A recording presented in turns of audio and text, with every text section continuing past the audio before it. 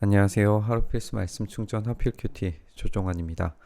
오늘 함께 나눌 하나님 말씀은 다니엘 1장 8절에서 21절까지 말씀입니다. 다니엘은 왕이 내린 음식과 포도주로 자기를 더럽히지 않겠다고 마음을 먹습니다. 환관장에게 자기를 더럽히지 않을 수 있도록 해달라고 간청을 하게 됩니다. 여기에서 우리가 생각을 해볼 수 있는 건 이 왕이 내린 음식과 포도주가 왜 자기를 더럽힌다라고 생각했느냐 하는 거겠죠. 그냥 단지 이 음식과 포도주를 마시는 것 자체가 부정하게 된다 이런 의미는 아닐 거예요. 분명히 이 안에 담겨져 있는 어떤 우상숭배적인 이미지가 분명히 있기 때문에 이것을 거부하는 것이었습니다. 그러니까 당시에 왕들이 고기를 하사하는 것은 제사를 드린 음식에서 기원을 했을 것이고, 이 포도주도 이제 이런 예배 차원에서 드려졌던 것을 베풀어 주는 거겠죠.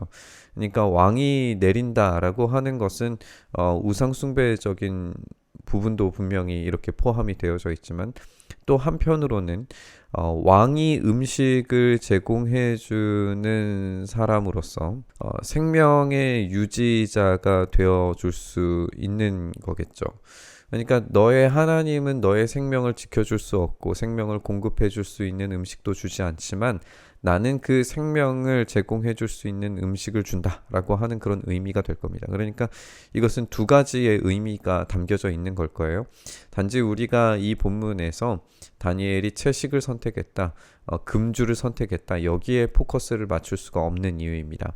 이것은 분명히 어떤 신적인 존재와 연결되어져 있는 영적인 싸움이었고, 그리고 누가 진정한 왕인가에 대한 그런 싸움이었습니다. 그래서 생명을 유지시켜주고 음식을 제공해주는 사람이 누구인가라고 하는 것을 고백하도록 만드는 것이 음식 먹는 이야기였던 거죠.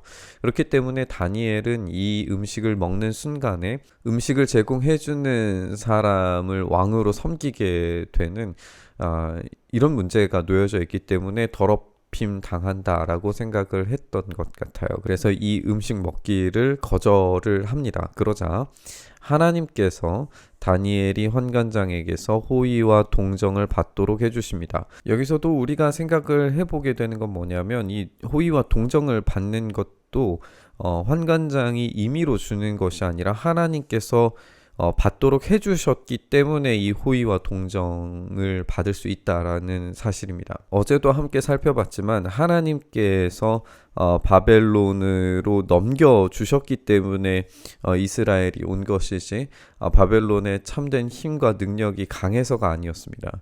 하나님께서 바벨론의 신들에게 패배하셔서가 아니라 하나님께서 넘겨주셨기 때문에 가능한 거예요. 여기에서도 이 호의와 동정을 통해서 이 궁정 안으로 깊이 들어갈 수 있도록 하시는 것도 결국에 하나님께서 허락하셨기 때문에 가능했던 일이었던 겁니다. 환관장이 다니엘에게 말합니다. 너희가 먹고 마실 것을 정해주신 분은 나의 상전이신 임금님이시다. 그러니까 먹고 마실 것을 정해주는 사람이 임금님이라고 이야기하고 있지만 다니엘은 하나님께로부터만 제공받는 것을 얻고 싶어 하는 거죠. 임금님께서 너희 얼굴이 너희와 같은 나이의 젊은이들보다 더 상해에 있는 것을 보시게 될까 두렵다. 그렇게 되면 너희 때문에 내 목숨이 임금님 앞에서 위태롭게 될 것이다. 여기에서 이 목숨이 지금 왕과 관련되어져 있는 걸 보게 되죠.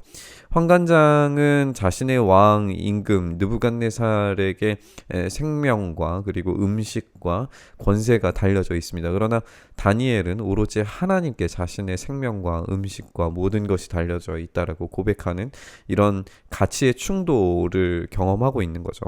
다니엘은 감독관에게로 갔어요. 그 감독관은 환관장이 명한 사람으로서 다니엘과 하나냐와 미사엘과 아사랴를 감독하는 일을 맡은 사람이었어요. 다니엘이 그 감독관에게 이렇게 요청을 합니다. 이 종들을 열흘 동안만 시험해 보시길 바랍니다. 우리에게 채소를 주어 먹게 하고 물을 주어 마시게 해 보시기를 바랍니다. 그런 다음에 우리의 얼굴빛과 왕이 내린 음식을 먹는 젊은이들의 얼굴빛을 비교해 보시고 이 종들의 요청을 처리해 달라라고 이렇게 요청을 합니다. 그래서 이 열흘 동안 시험을 해보게 되죠. 이 열흘이라고 하는 시간 동안에 분명히 신체적으로는 고기를 먹는 사람들과 채식과 물만 하는 사람들의 근육과 또 외형적인 변화들은 분명히 차이가 있었을 겁니다. 충분한 시간이기도 했고 검증이 가능한 시간이기도 했고 그런 실제적인 변화를 관찰할 만한 시간입니다. 그리고 이때에 문제가 생겼다면 이것을 얼른 수습할 수도 있는 그런 시간이었겠죠. 근데 이 열흘이 지났을 때 보니까 그들의 얼굴빛이 왕이 내린 음식을 먹은 젊은이들의 얼굴빛보다 더 좋고 건강해 보였습니다. 그래서 감독관은 그들에게 지정된 음식과 마실 포도주를 주지 않고 채소를 계속해서 주어서 먹게 합니다. 여기에서 또 다시 이제 등장하는 것은 이 생명의 주권이 과연 누구에게 있는가? 지금 이들은 물과 채소만 먹으면은 환관장과 이 감독관들은 죽을 거라고 생각을 했는데 그렇지 않죠. 오히려 지금 이 생명을 주관하는 것은 느부갓네살이 아니라 오로지 하나님께서 생명을 유지시키시고 계신다는 것을 이 양쪽 모두에게 보여주고 있는 겁니다. 그 이야기는 계속됩니다. 하나님은 이 네 젊은이들이 지식을 얻게 하시고 문학과 학문에 능통하게 하시고 그 밖에 다니엘에게는 환상과 온갖 꿈을 해석하는 능력까지 주시는 은혜를 받게 됩니다. 이 모든 것은 지금 하나님께서 제공하고 계시고 하나님께서 이 일들을 진행하고 계시는 걸 우리가 보게 됩니다. 한 가지 더 생각을 해보게 되는 것은 이들이 지금 이 문학과 학문, 바벨론의 가장 제국주의적인 문화권 안으로 깊숙이 들어감에도 불구하고 그것을 하나님께서 허락하셨다는 거예요. 그것을 탁월하게 잘할 수 있는 능력을 부여하셨다는 겁니다. 그러면 이 능력은 어떤 방식으로 활용되어야 하느냐? 이것은 제국답게 제국을 섬기는 방식으로서가 아니라 이 능력을 가지고 하나님의 영광을 드러내는 방식으로 사용되어야 할 겁니다.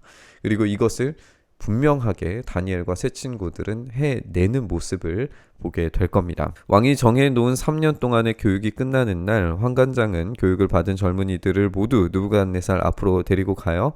왕이 그들과 말하여 보니 다니엘과 하나냐와 미사엘과 아사랴가 가장 뛰어났기 때문에 그들로 하여금 왕을 모시게 했다라고 설명을 합니다.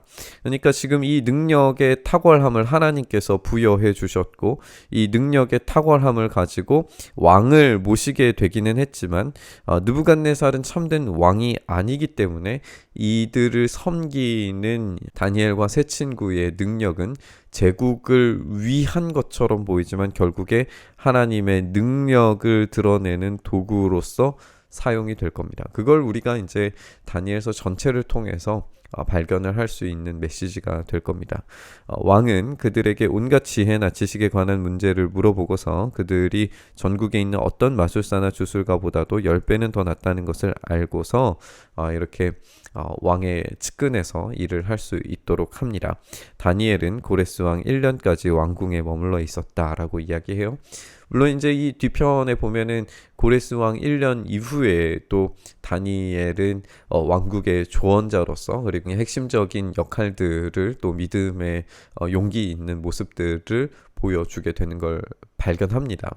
그러니까 뭐 여기에서 고레스 왕 1년까지 있었다라고 하는 것은 결국에 느부갓네살 왕은 아무리 자신이 최고의 생명의 주권자로서 능력 있는 왕으로서 모든 것을 제어할 수 있는 능력 있는 사람처럼 등장하고 있지만 결국에 느부갓네살 왕은 사라지고 고레스 왕이 등장하는 때까지 남아 있는 것은 다니엘이다 라고 하는 것을 이 짧은 한 절에서 다시금 우리에게 보여주고 있습니다. 이렇게 1장이 마무리되고 있습니다. 우리가 함께 살펴본 것처럼 이 세상의 왕들, 이 세상의 지혜들, 이 세상의 문화들은 마치 그 어떤 것도 범접할 수 없는 능력을 가진 존재로서 우리에게 등장합니다.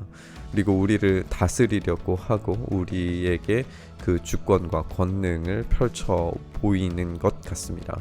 그 속에 살아가는 우리들은 아무런 힘도 없고 우리는 연약한 존재들처럼 보이지만 실제적으로 우리에게 일용할 양식을 주시고 능력을 주셔서 이 세상을 마침내 이길 수 있게 하시는 분은 이 세상의 권능의 왕들, 어떤 세속의 문화들, 세속의 언어들, 철학들이 아니라 오로지 하나님뿐이시라는 사실을 우리가 명심하고 또 기억했으면 좋겠습니다.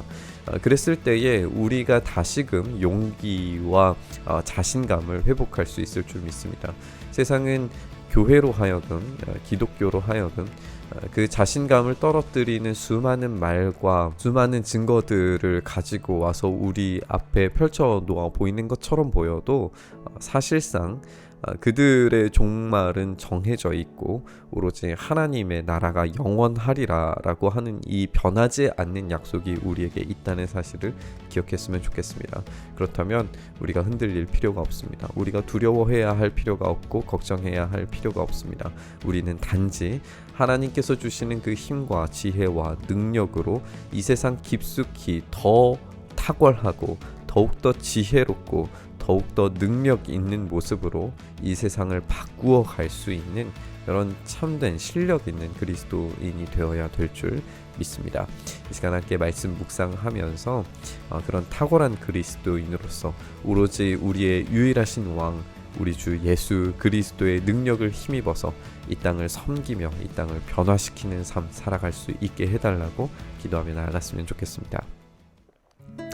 주님, 그렇습니다. 우리가 주님께서 주시는 그 힘과 능력으로 말미암아 이 세상을 이기고 이 세상을 섬기고 이 세상에서 가장 탁월한 가치인 예수 그리스도의 십자가 능력을 온전히 발현해내는 우리의 삶 되도록 은혜 더하여 주시옵소서. 이렇게 우리의 삶을 붙들어 주시기를 간절히 소망하며 우리 주님 예수님 이름으로 기도드리옵나이다. 아멘.